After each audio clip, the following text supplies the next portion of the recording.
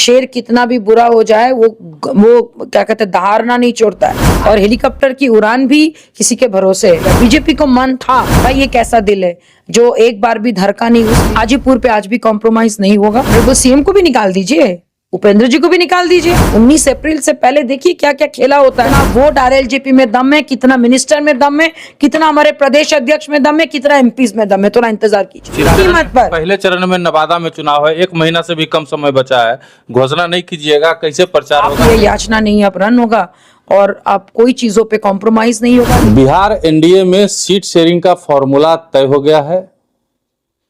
चिराग पासवान को 5 सीटें मिली हैं, वहीं पशुपति पारस को एक भी सीट नहीं मिली। हमारे साथ बात करने के लिए आरएलजेपी की राष्ट्रीय प्रवक्ता देवजानी मित्रा जी हैं। मैम, हेलीकॉप्टर तो उड़ गया, मशीन बंद है। नहीं, मशीन मेरा कहां से बंद हो जाएगा? हेलीकॉप्टर उड़े तो उनकी चॉइस है हेलीकॉप्टर, लेकिन आप हमेशा याद रखिएगा जेट प्लेन कभी नहीं बन सकता है और हेलीकॉप्टर की उड़ान भी किसी के भरोसे है। बीजेपी के कमल के भरोसे हेलीकॉप्टर उड़ रहा है तो उनको सहारे की जरूरत है और हम लोग भी सहारा मांगे थे। हम लोग भी एनडीए के परिवार अपने आप को बोले थे, हम लोग भी सबको सम्मान दिए थे और आज भी सम्मान देते हैं। हाँ ठीक है, उनको ऐसा लगा कि भाई जनाधार नहीं है, दलित वोट हमारे पास नहीं है, हमारे नेता जो है वो बूढ़े हो चुके, ऐसे ऐसे चारों तरफ से मेरे को सुनने को मिला। तो मेरा जवाब एक ही है, याचना नहीं अब रन होगा और अब कोई चीजों पे कॉम्प्रोमाइज नहीं होगा। लेकिन जो होगा हाजीपुर पे आज भी कॉम्प्रोमाइज नहीं होगा, ये मैं आपको बता देती हूँ। और पार्टी कैसे लड़ेगी, किस ढंग से लड़ेगी, सिर्फ बिहार से लड़ेगी कि यूपी से लड़ेगी कि हर वो राज्य से लड़ेगी, वो तो हम लोग कल परसों में आपको बताएंगे। लेकिन इतना बात जरूर है कि बीजेपी ने जो किया ये बहुत दुख की बात है कि आप एक ऐसे लॉयल लीडर को आपने ऐसे करके निचोड़ के बाहर फेंक दिया जो कतई बर्दाश्त के बाहर है। और साथ साथ मेरे क्या कहते हैं किसी और के घर की खुशी मेरे दुख का कारण कभी नहीं बन सकता है। इसीलिए एनडीए के जितने घटक दल है सबको बहुत बहुत कॉन्ग्रेचुलेशन। उम्मीद करते हैं कि 40 के 40 सीट आप लोग जीत जाए, हालांकि लग नहीं रहा है क्योंकि मोशन कुछ और है। क्योंकि मेरा ये मानना है जब आप कोई अच्छा काम करते हो तो सबका आशीर्वाद से होता है और आपने एक ऐसा लीडर का आशीर्वाद खो दिया जो हमेशा से मोदी जी के भक्त रहे और मोदी जी उनके दिल में और हमारे नेता के दिल में मोदी जी और मोदी जी के दिल में वो रहते हैं। भाई ये कैसा दिल है जो एक बार भी धड़का नहीं उस लीडर के लिए जो हमेशा मरते दम तक एनडीए के साथ देने की कसमें खाई थी। तो इससे तो यही साबित होता है कि भाई अगर आप बूढ़े हो जाओ और लोग अगर बोलने लगे जनाधार नहीं है तो उसको निकाल के फेंक दो। तो बीजेपी की अगर नीति यही है कि बूढ़े बुजुर्गों को किनारा करो तो सावधान, जितने भी युवा हैं वो सावधान हो जाए। वो ये आपको सिखा रहे कि आपके घर के बड़े बुजुर्ग को आप किनारा कर सकते हो। एलजेपी तो यही कह रही है कि आपके पास जनाधार नहीं है। जनाधार बिहार में जनाधार जो है चिराग के पास। मुझे एक बात बताइएगा, अगर चिराग के पास ही सारा जनाधार है तो जेडीयू क्यों है? जेडीयू को निकालिए, ऑनरेबल सीएम को भी निकाल दीजिए, उपेंद्र जी को भी निकाल दीजिए, हम पार्टी को भी निकाल दीजिए। इतने ही बड़े युवा नेता वो बन गए, माने वो पेन एंड पेपर में लीडर है। हम अगर आज करोड़ों रुपया खर्च करके उल्लास पांडे जी का पैसे को हवा में पानी की तरह फूंक दिए और हम दिखा दिए ड्रोन के सहारे कि लोगों ने इतना प्यार करता है। भाई आपके पास पैसा रहेगा, कोई स्क्रिप्ट राइटर रहेगा, आप एक अच्छा स्पीकर होंगे, आप भी लीडर बन सकते हैं। और थोड़े बहुत तो भाई उनके इंस्टिंक्ट में लीडरशिप है ना, उनके पिताजी से तो कुछ तो उन्होंने सीखा होगा। तो यही अगर सीखा है उन्होंने कि भाई अपने घर के चाचा को काट के आगे बढ़ना, अगर वो ये बताना चाहते कि 3 साल पहले उनके साथ ऐसा हुआ था तो उनके साथ ऐसा कुछ गलत नहीं हुआ था। अगर आप उस वक्त तैयार होते सीखने के लिए। आरोप लगाते हैं कि चाचा ने ही पार्टी तोड़ी, सबसे बड़ी बात कोई पार्टी तोड़ेगा क्यों? आप उस लायक उस वक्त नहीं थे। अगर मैं अभी इस वक्त लायक नहीं हूं और अगर अभी प्रधानमंत्री मुझे बुला के ऐसा कोई जिम्मेदारी दे दे तो लोग तो उसका विरोध करेंगे ही ना। पहले आप तैयार तो होइए। मैं अभी भी बोल रही हूँ चिराग जी आज भी तैयार नहीं है, फिर भी मेरी शुभकामनाएं उनके साथ है। मैंने उनको पर्सनल मैसेज करके भी मैंने उनको कांग्रेचुलेट किया कि सर आपको बहुत बहुत कांग्रेचुलेशन। साथ में मैंने ये भी लिखा है कि आपका खुशी का कारण मेरे घर का दुख का कारण कभी नहीं बन सकता। अच्छा मैम, चिराग के सामने पारस जी कहाँ कमजोर हो गए? चिराग के सामने पारस जी कहीं कमजोर नहीं होगा। यहाँ पे बल कैसे नहीं हुए? मैं आपको नहीं बिल्कुल नहीं, मैं आपको बता रही हूँ कमजोर कहाँ हुए। मैं बता रही हूँ कमजोर हो गए वो बल प्रदर्शन में, कमजोर हो गए वो दिखावे में, कमजोर हो गए वो डिजिटल को अपनाने में, जो मैं मानती हूँ। और दूसरी बात, अगर किसी को धोखा देने का मन होगा तो किसी भी तरह धोखा दे ही देगा। बीजेपी को मन था बीजेपी को दिमाग में था कि पशुपति पारस को ऑनरेबल मिनिस्टर को हटाना है, तो उन्होंने हटा दिया। चिराग सिर्फ एक बहाना है। और चिराग पासवान अगर इतनी ही ज्यादा संस्कारी हैं तो उनको सीधा बोलना था, भाई एलजेपी हो या एलजेपीआर हो या आरएलजेपी हो, 5 सीट मुझे मिला है, हम लोग अपने चाचा भतीजा मिलके लड़ेंगे। मुझे लगता है कि यूनिटी अगर वो इस वक्त दिखा देते तो उनके जैसा युवा को लोग सलाम करते। लेकिन वो एक ऐसा युवा है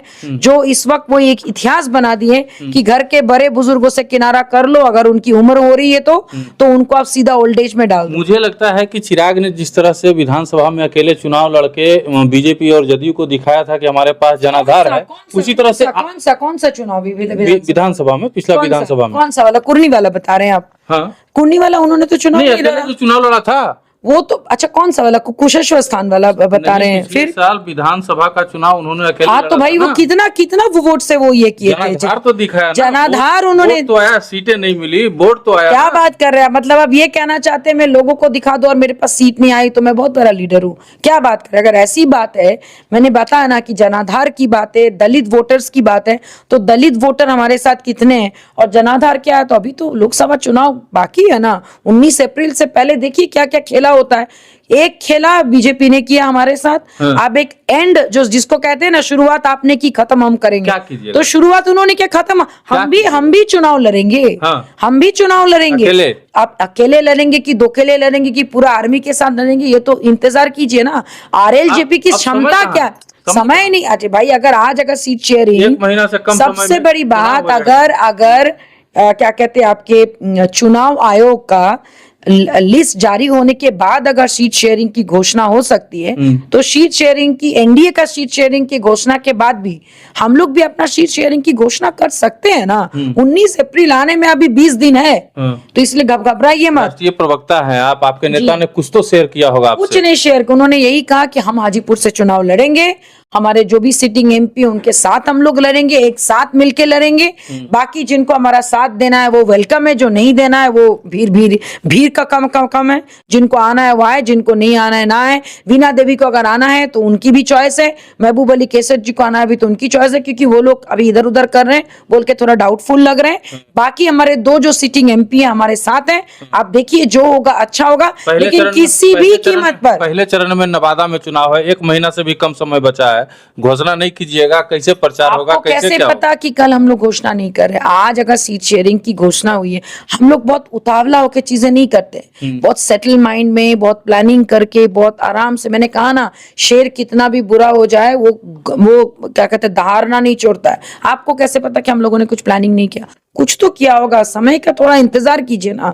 बस एक दिन की बात है, कल आपको पता चलेगा अकेले लड़ रहे हैं कि दो अकेले लड़ रहे हैं कि तकेले लड़ रहे हैं कि कैसे लड़। मतलब हम ये मान ले या जनता ये मान ले कि कल तक जो पार्टी कहा करते थे, जिस पार्टी के नेता कहा करते थे कि हम एनडीए में हैं, एनडीए में थे और एनडीए में रहेंगे, वो आईएनडीआई गठबंधन में चले जाएगी। अभी मैंने आईएनडीआई के बारे में बात ही नहीं किया।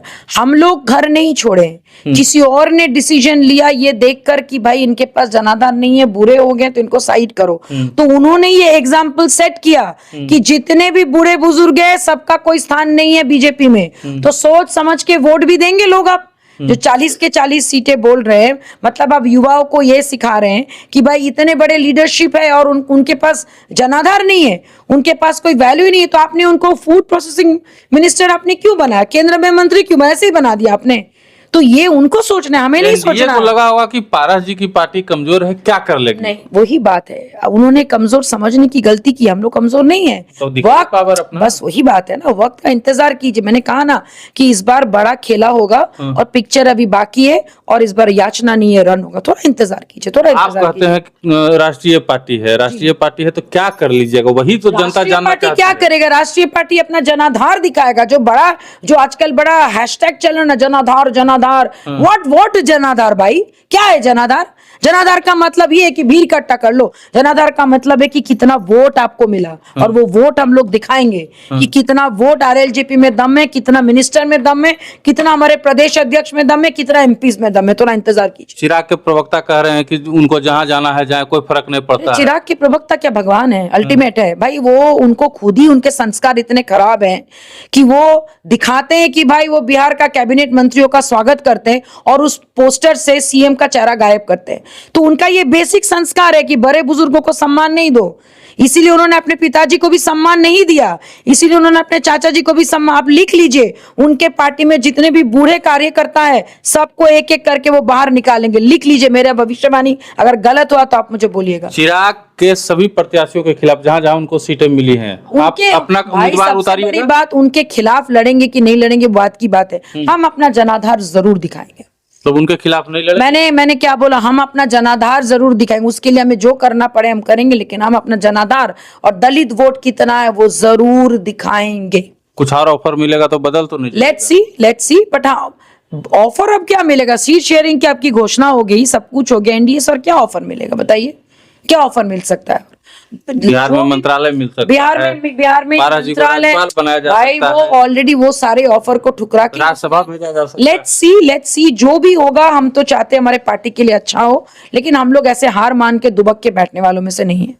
चलिए, देवजानी मित्रा जी को सुन रहे थे आप, इन्होंने साफ तौर पे कहा है कि हमारी पार्टी हार मान के दुबक के बैठने वालों में से नहीं है, और शेर अगर बूढ़ा भी हो जाए तो वो घास नहीं खाएगा। अब देखना होगा कि पारस जी की आगे की रणनीति क्या होती है, और ये कितनी सीटों पे बिहार में चुनाव लड़ते हैं, और कैसे एनडीए को अपना जनाधार, जनता को अपना जनाधार दिखा पाते हैं, साबित कर पाते हैं कि इनकी पार्टी जो है एक राष्ट्रीय पार्टी है।